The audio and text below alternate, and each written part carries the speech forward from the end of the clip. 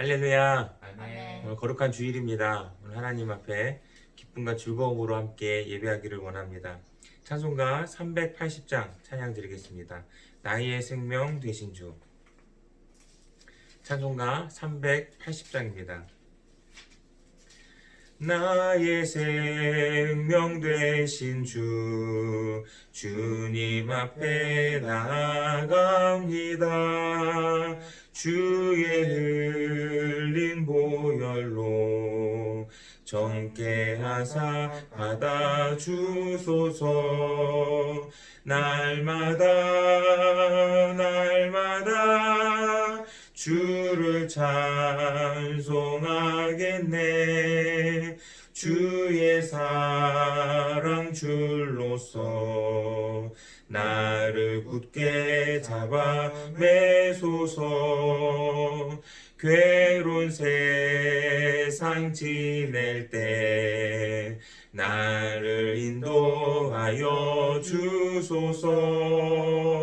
주를 믿고 나가면 나의 길을 잃지 않겠네. 날마다 주를 찬송하겠네. 주의 사랑 줄로서 나를 굳게 잡아 매소서. 세상 살아갈 때에 주를 더욱 사랑합니다. 밝고 빛난 천국에 나의 영혼 들어가겠네. 날마다 주를 찬송하겠네. 주의 사랑 줄로서 나를 굳게 잡아 매소서.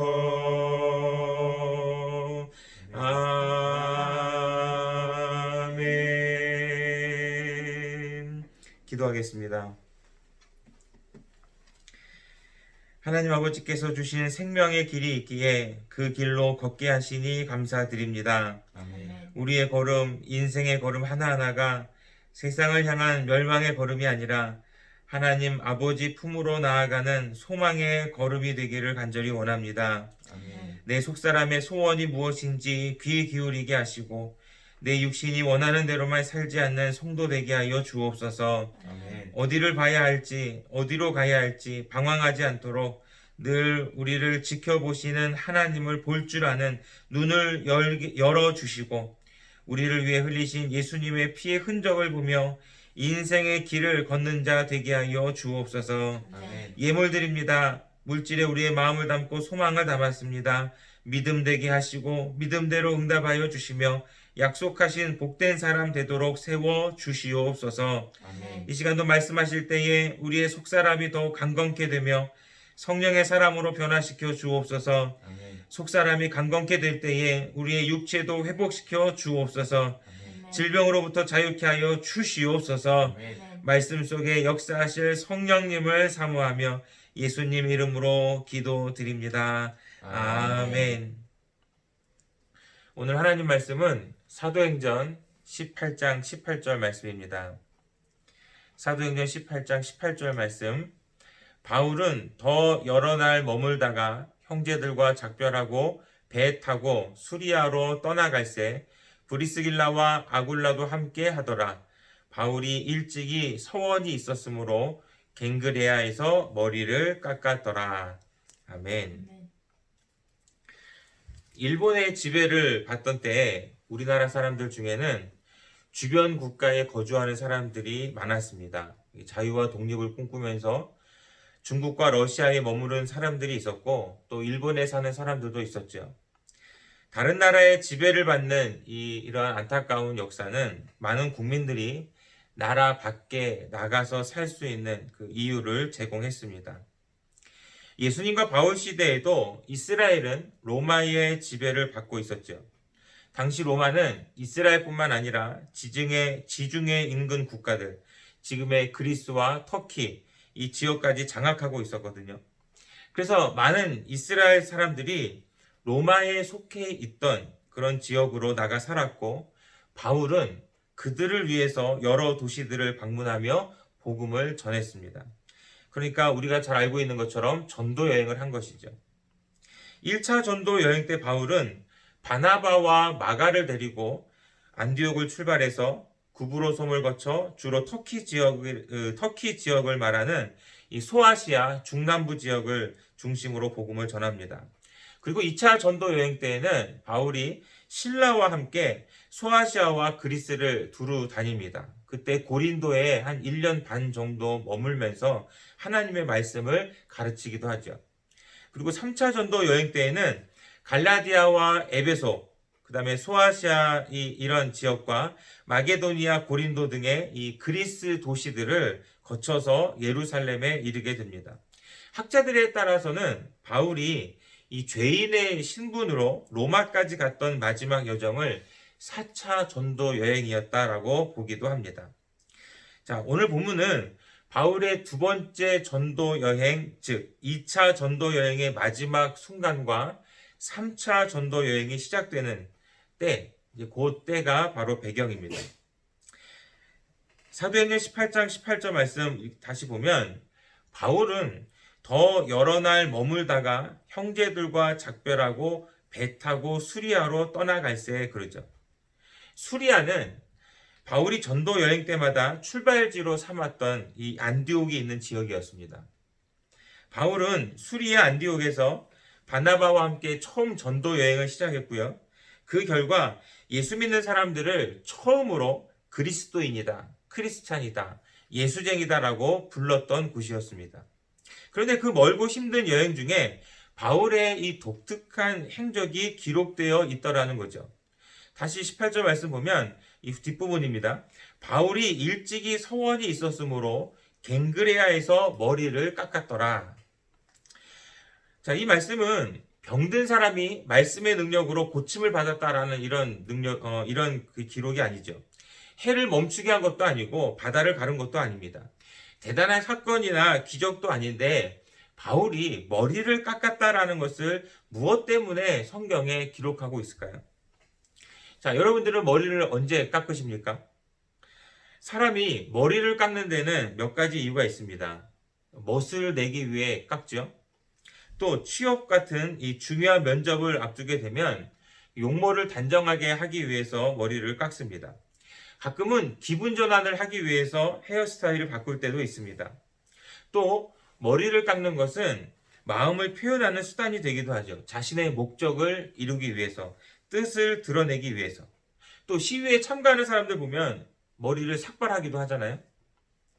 또 공부만 하기로 결심한 학생들도 머리를 짧게 깎아서 자기의 의지를 드러내기도 합니다. 또 신분을 바꾸기 위해서도 머리를 짧게 깎죠. 군인이 되려면 머리를 짧게 깎습니다. 또 스님이 되려면 또 머리를 깎겠죠.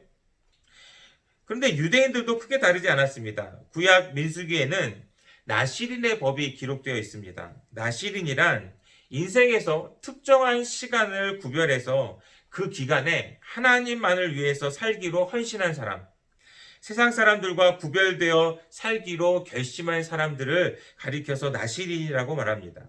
민수기 6장 2절 말씀 보면 이스라엘 자손에게 전하여 그들에게 이르라 남자나 여자가 특별한 서원 곧 나시린의 서원을 하고 자기 몸을 구별하여 여호와께 드리려고 하면, 그러니까 나시린의 서원이에요. 자기 몸을 드리려고 하면 바로 일정한 율법의 절차를 가져야 했다는 겁니다. 그리고 그들이 지켜야 했던 그 율법 중에는 머리에 관한 것도 있었다는 거죠. 자, 6장 5절 말씀 보면 그 서원을 하고 구별하는 모든 날 동안은 삭도를 절대로 그의 머리에 대지 말 것이라. 자기 몸을 구별하여 여호와께 드리는 날이 차기까지 그는 거룩한즉 그의 머리털을 길게 자라게 할 것이며, 이렇게 얘기하죠.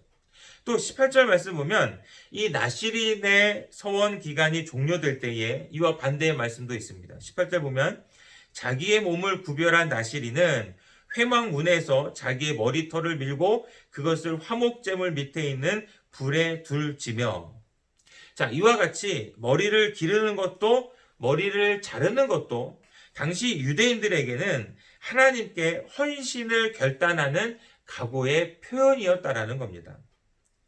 자, 바울도 그런 의미에서 마찬가지였습니다. 바울은 하나님 앞에서 헌신을 약속했던, 소원을 했던, 맹세했던 것을 지키기 위해서 머리를 깎습니다. 오늘 말씀의 배경은 바울의 2차 전도 여행의 끝자락입니다. 바울의 2차 전도 여행은 본문 밑에 22절에서 보면 안디옥에 도착했을 때에 끝나게 되거든요. 사도행전 18장 22절 보면 가이사랴에 상륙하여 올라가 교회의 안부를 물은 후에 안디옥으로 내려가서, 그러죠. 그 다음 23절 보면 얼마 있다가 떠나 갈라디아와 부르기아 땅을 차례로 다니며 모든 제자를 굳게 하니라, 이렇게 기록하고 있습니다. 자, 이렇게 바울이 다시 갈라디아와 부르기아로 행했다라는 것은 2차 전도 여행이 끝나자마자 그 새로운 여정, 3차 전도 여행이 시작되었다라는 것을 말씀하고 있거든요. 그런데 2차 전도 여행을 마치고 안디옥에 돌아왔던 바울은 이미 수천 킬로미터를 여행했습니다. 그런데 성경에는 얼마 있다가 떠났다라고 되어 있다라는 거죠. 쉴 틈 없이 평생 복음을 전했던 바울이 갱그레아에서 머리를 깎으면서 전에 하나님께 맹세했던 것, 하나님께 다짐했던 것을 지키기 위해서 능동적으로, 적극적으로 더 일하기 위해서 자신을 채찍질했던 것입니다. 능동적으로, 적극적으로, 그리고 더욱더 더 계속해서 일한다는 것, 결코 쉬운 것이 아니지요. 게다가 기꺼이 즐거이 한다는 것이 결코 쉬운 일은 아닙니다. 그렇게 하겠다는 다짐이 있어야 가능하고요. 다짐뿐만이 아니라 애쓰고 노력해야, 그리고 중요한 것은 나를 포기해야 가능하다라는 겁니다. 대부분의 종교에서 즐거움이라고 한다면 영적 생활과 경건을 방해하는 것으로 간주합니다. 그래서 금욕이나 고행을 강조하는 종교가 많죠. 그래야지만 다음 생애에서 행복할 수 있다고 말하기 때문에 그렇습니다. 예수님은 우리에게 가르쳐 주셨습니다. 마태복음 16장 24절 말씀 보면 누구든지 나를 따라오려거든 자기를 부인하고 자기 십자가를 지고 나를 따를 것이니라. 여러분, 이 말씀 보세요. 나를 따라오려거든 자기를 부인하고 자기 십자가를 지고 나를 따를 것이니라. 여러분, 이 말씀을 들을 때 기쁨이 있습니까? 심각합니까?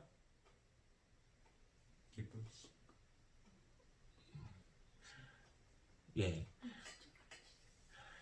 십자가를 지고 자기를 부인하고 나를 따르라. 과연 이 말씀을 들을 때 기쁨의 말씀이에요? 심각한 말씀이에요? 라고 물을 때 사실 솔직한 마음에는 기쁨보다는 사실 심각한 거 아닐까요? 네. 자기 이 부인, 그 다음에 자기 십자가를 지고 주님을 따른다. 그런데 이 말씀은 사실은 즐거움 없이 항상 심각하게 살라는 것이 절대로 아닙니다. 자기 부인이란 나의 삶의 주인이 나라는 생각을 버리고 내 삶의 주인과 왕 되신 분은 하나님이심을, 예수 그리스도이심을 인정하라는 뜻이죠. 그럴 때에 우리는 진정한 행복을 맛볼 수 있기 때문에 그렇습니다. 그래서 같은 말씀을 현대적 언어로 번역한 이 유진 피터슨이 번역한 더 메시지에서는 이렇게 표현했습니다. 이 말씀을, 자 보세요. 누구든지 나를 따라오려거든 내가 이끄는 대로 살아야 한다. 내가 운전하는 대로 살아야지 너가 운전석에 앉으면 안 된다. 이런 뜻이라는 거죠. 여러분, 우리들의 삶을 이끌어가는 운전석에 내가 앉으면 안 됩니다. 누가 앉아야 돼요? 주님이 앉으셔야 된다는 거죠. 주님이 앉아야 할 자리에 내가 앉아서 내 마음대로 살려고 하면 지금 당장은 내가 기쁘고 행복할 것 같은데, 지금 당장은 내 눈이 가려져서 내 판단이 맞는 것 같다고 생각이 되는데 그것은 진짜 행복이 아니라는 거죠. 주님으로부터 시작된 기쁨이 아닌 내 욕심에서 시작된 기쁨이기 때문에 그렇습니다. 사실 이 믿음 부족한 우리가 너무나 쉽게 빠지는 실수 아니겠습니까? 내가 주님 자리에 앉아서 내 맘대로 하면서, 그러면서 우리는 기도는 그렇게 하죠. 주님의 뜻을 이루어 달라고 기도한다면 말이 돼요, 안 돼요? 안 돼요. 그 말이 안 되는 거잖아요. 또한 성경은 우리에게 명령합니다. 빌립보서 4장 4절 말씀 보면 주 안에서 항상 기뻐하라. 내가 다시 말하노니 기뻐하라. 시작. 주 안에서 내가 기뻐하라. 내가 다시. 주 안에서 항상 기뻐하라. 내가 다시 말하노니 기뻐하라. 주 안에서 항상 기뻐하라. 내가 다시 말하노니 기뻐하라. 그러니까 우리에게 기뻐하라 명령하는데 주 안에서 항상 기뻐하래요. 내가 다시 말하노니 기뻐하래요. 그러므로 우리가 우리의 인생을 즐겁게 살지 못하는 것도 이것은 죄에 가까운 것임을 기억하시기 바랍니다. 아멘. 우리가 우리의 인생을 즐겁게 살지 못한다라는 거 죄죠. 왜? 성경은 기뻐하라고 명령하고 있기 때문에 그렇습니다. 즐겁고 기쁘게 살라는 것이 하나님의 명령임을 믿으시기를 바랍니다. 아멘. 그러므로 그리스도인이 십자가를 지는 것 역시 맨날 심각하게 살라는 것이 절대로 아니죠. 주어진 사명에 기꺼이 즐거이 기쁨으로 헌신하라는 뜻입니다. 신앙생활을 즐기며 하라는 것이죠. 순종도 충성도 즐기며 하라는 것입니다. 거스 히딩크가 쓴 마이웨이라는 자서전에 나오는 얘기입니다. 이 거스 히딩크가 우리나라 이 축구팀 감독이 되었을 때 선수들에게 제안을 했습니다. 즐기는 축구를 하자. 뭐라고요? 즐기는 축구를 하자. 네덜란드 출신 히딩크는 1980년대 미국에서 선수 생활을 했는데요. 그때 감독으로부터 들었던 말이 축구를 즐겨라 라는 것이었답니다. 히딩크는 네덜란드에서 먹고 살려는 이 딱딱한 축구를 했는데 미국에서 즐기는 축구를 배웠고 먹고 살기 위해 하는 축구와 즐기는 축구는 큰 차이가 난다는 것을 깨달았다는 거죠. 축구를 할 때에도 즐거우면 집중력이 강해지고 실수가 줄어들며 유연한 플레이를 할 수 있다. 이렇게 기록을 하고 있습니다. 그러면 여러분 신앙생활도 마찬가지 아니겠습니까? 헌신하는 즐거움을 맛보며 하는 신앙생활과 억지로 안 할 수 없으니까 하는 것 또는 남들 눈치 보며 하는 신앙생활은 열매가 다를 수밖에 없습니다. 그래서 제가 자주 말씀드렸지만 예배에 집중하는 것과 예배 구경하는 것과는 분명히 다르다라는 것 제가 여러 번 말씀드렸잖아요. 이것이 곧 예배를 기뻐하며 즐거워하는 것과 예배를 억지로 하는 것과의 이 확연한 차이 아니겠습니까? 즐거이 헌신하면 집중력이 강해지기 때문에 당연히 멍하니 구경하지 않고 신실한 예배자로 하나님 앞에 서게 된다는 것입니다. 그러므로 기쁨과 즐거움으로 예배하는 사람은 그 속에 반드시 은혜 받은 기쁨이 있습니다. 어떻게 살아야겠다라는 다짐이 있고 또 한 주가 어떻게 살아야겠다라는 목표가 생기고 그렇게 살아낼 때에 하나님께서 어떠한 은혜를 어떠한 응답을 어떠한 복을 주실지 소망이 생긴다라는 것이죠. 그렇게 되면 새로운 한 주간을 우리는 말씀으로 무장하고 말씀으로 힘차게 출발할 수 있다라는 것입니다. 그러므로 우리는 다윗처럼 노래하고 기도해야 합니다. 시편 51편 12절 말씀 보면 주의 구원의 즐거움을 내게 회복시켜 주시고 자원하는 심령을 주사 나를 붙드소서. 시작 하면 못하죠, 그죠? 다시 한번 따라합니다. 주의 구원의 즐거움을 내게 회복시켜 주시고 주의 구원의 즐거움을 내게 회복시켜 주시고 자원하는 심령을 주사 나를 붙드소서. 자원하는 심령을 주사 나를 붙드소서. 여러분 오늘 이 말씀을 통해서 다시 한번 생각해 보세요. 오늘 우리에게 구원받은 기쁨이 있습니까? 아멘. 구원의 즐거움이 내게 있습니까? 여러분 혹시 원래 없는 것은 아니었어요? 아니 원래 있었는데 어느 순간 잃어버리고 놓치고 있는 것은 아닙니까? 그래서 다윗의 고백에 우리는 도전받아야 됩니다. 구원의 즐거움을 내게 회복시켜 주소서. 시작. 구원의 즐거움을 내게 회복시켜 주소서. 구원의 즐거움을 내게 회복시켜 주소서. 우리는 즐거이 헌신하고 즐거이 예배하고 즐거이 순종할 수 있어야 합니다. 여러분, 즐거이 하지 않으면 고역이 되죠. 즐거이 하지 않으면 죽음의 길이 되고 맙니다. 이스라엘 백성들이 출애굽하여 광야에 있을 때 하나님의 명령을 받은 모세는요, 성막을 짓기 위해서 백성들에게 이렇게 말했습니다. 출애굽기 35장 5절 보면 너희의 소유 중에서 너희는 여호와께 드릴 것을 택하되 마음에 원하는 자는 누구든지 그것을 가져다가 여호와께 드릴지니 그랬어요. 자, 여호와께 드릴 것을 택하되 마음에 원하는 자는, 여러분 기억하세요? 마음에 원하는 자는 누구든지 그것을 가져다가 여호와께 드릴지니. 자, 이렇게 모세가 명령을 했는데, 그랬더니 백성들 중에 마음에 감동된 사람들이 금과 은과 놋과 보석들, 등불과 향에 사용될 기름과 향품들, 그리고 각양각색의 실과 가죽들을 헌물로 바쳤습니다. 그런데 곧 문제가 생기지요. 출애굽기 36장 3절부터 말씀입니다. 그러나 백성이 아침마다 자원하는 예물을 연하여 가져왔으므로 모세에게 말하여 이르되 백성이 너무 많이 가져오므로 여호와께서 명령하신 일에 쓰기에 남음이 있나이다. 자, 이 말씀이 뭐냐 하면 너무 많이 가져와서 문제가 되었다라는 겁니다. 하나님이 명령하신 일에 이미 충분히 가져왔기에 쓰고 남음이 있었음에도 백성들은 계속해서 가져왔다라는 것이죠. 그러면 그들이 억지로 했을까요? 아니요. 그들은 자신들에게 말씀하시는 하나님의 임재를 경험했고 그로 인해서 감사와 기쁨이 넘쳤습니다. 때문에 그들은 그들이 가진 물질을 성막 짓는 일을 위해 즐거이 드릴 수 있었다라는 것이죠. 그러니까 하나님의 은혜를 깨닫게 되면 즐거이 기쁨으로 드릴 수 있게 되더라는 것입니다. 아멘. 오늘 우리도 마찬가지 아니겠습니까? 하나님의 은혜를 모르는 사람이, 하나님의 사랑을 모르는 사람이 어떻게 주의를 제대로 지키며 어떻게 예물을 드릴 수 있겠습니까?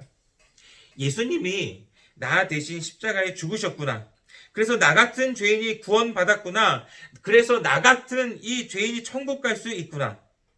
그래서 이 구원의 기쁨과 즐거움이 회복된 사람은 정말 영과 진리로 예배할 수밖에 없고, 그리고 하나님 앞에 나아가 기도할 수밖에 없는 것입니다.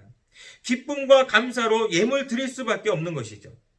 그러나 알기는 아는데 믿어지지 않는 사람은 억지로 해야 하기 때문에 짐이 되고 부담이 되고, 그래서 교회에 나와서 예배하기가 어려운 거죠. 구경할 수밖에 없죠. 그러니까 조는 사람이 생기고 딴 생각하는 사람이 많은 이유가 뭐냐면, 가장 중요한 것은 구원의 즐거움을 잃어버렸기 때문이라는 사실입니다. 아멘. 여러분, 북한의 지하교회에서는 어둡고 캄캄한 동굴에서 하나님 앞에 예배하고 찬양합니다. 심지어 입을 뒤집어 쓰고 목소리도 제대로 내지 못하면서도 그렇게 예배하는 것을 우리가 생각할 때에 우리는 이렇게 영상으로 편하게 예배할 수 있다는 것에 대해서 절대로 불평하면 안 되죠. 사실은 장소가 문제가 아니라, 환경이 문제가 아니라 우리의 마음, 우리의 믿음이 가장 큰 문제가 아니겠습니까? 바로 내 안에 구원의 즐거움을 내가 여전히 가지고 있고 누리고 있느냐라는 것입니다. 그러므로 사모함으로, 기쁨으로, 감사로 예배하느냐라는 것이죠. 그러지 못하면, 구원의 기쁨과 감사와 감격이 없다면 우리는 억지로 예배할 수밖에 없다라는 것입니다. 그래서 오늘 이 시간에도 여러분들에게 묻습니다. 지금 이 순간 여러분들은 하나님 앞에 나와서 하나님이 계신 바로 여러분들의 가정을 성전 삼아서 예배할 때에 억지로 예배하고 있습니까? 아니면 구원의 기쁨과 그리고 구원의 감사를 가지고 자원하는 마음으로 하나님 앞에 영과 진리로 예배하고 있습니까? 여러분, 오늘 우리에게도 하나님이 주신 은혜와 사랑, 그 구원의 은혜와 감격으로 인해서 예배와 기도에 즐거이 헌신하는 기쁨이 있기를 주님의 이름으로 축원합니다. 아멘. 아멘. 바울도 무엇이 그를 그토록 예수에 미친 사람으로, 복음에 미친 사람으로, 전도에 미친 사람으로 만들었겠습니까? 바로 예수 믿어 구원받은 기쁨으로 인해 바울이 그렇게 변화된 줄로 믿습니다. 아멘. 아멘. 지치고 힘들었음에도 자원하여 결단하며 머리를 깎고 즐거이 새로운 사명을 감당하기 위해서 헌신하게 되더라는 것이죠. 이제 우리도 하나님 앞에서 결단할 수 있기를 원합니다. 죽도록 충성합시다. 십자가 지고 충성합시다. 고난 속에서도 오직 예수로 삽시다라는, 사실은 지키지도 못하는 그런 무거운 사명을 말하는 것이 아닙니다. 물론 죽도록 충성해야지요. 자기 십자가 지며 살아야 되지요. 오직 예수로 살아야지요. 그런데 아프고 힘들어하며 고통스럽고 괴로워하며 부담만 가지고 억지로 발만 동동동 구르는 그런 수준이 되어서는 안 된다는 것입니다.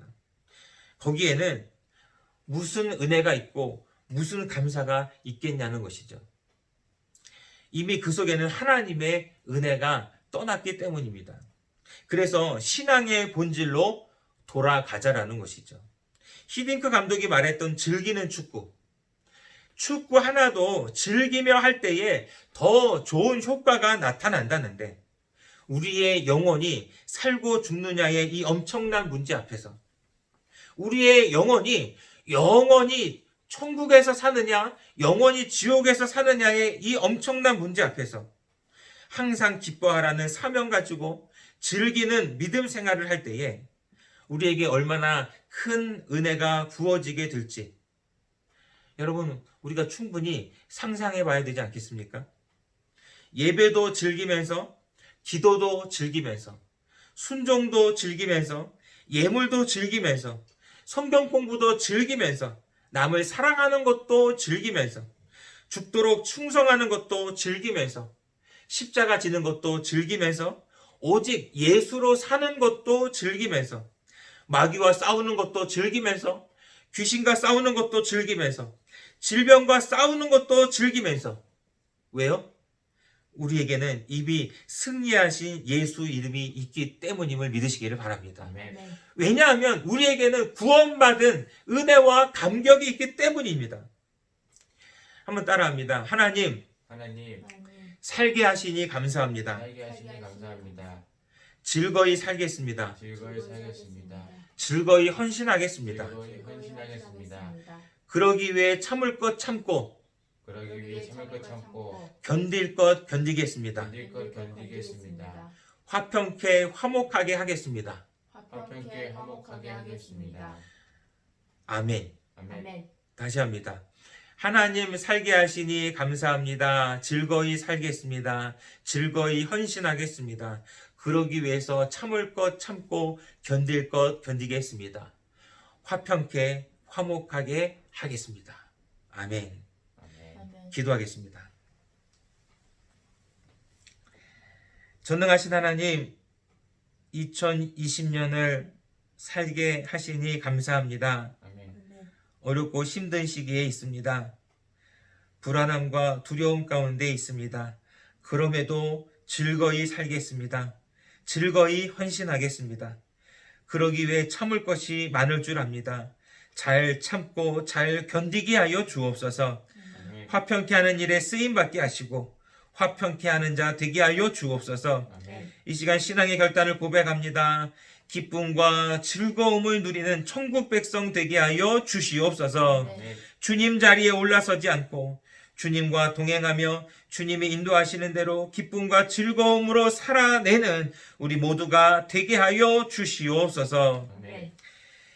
이제는 우리에게 살아갈 기쁨과 헌신의 기쁨을 주시는 예수 그리스도의 은혜와 우리를 이기도록 도와주시는 하나님 아버지의 사랑하심과 우리와 함께 하시사 평강으로 인도하시는 성령님의 역사하심이 오늘 하나님이 주신 사명 기쁨으로 즐거움으로 살며 기쁘고 즐겁게 헌신하며 살 것을 결단하는 주의 백성들에게 영원토록 함께 하시기를 간절히 축원하옵나이다. 아멘.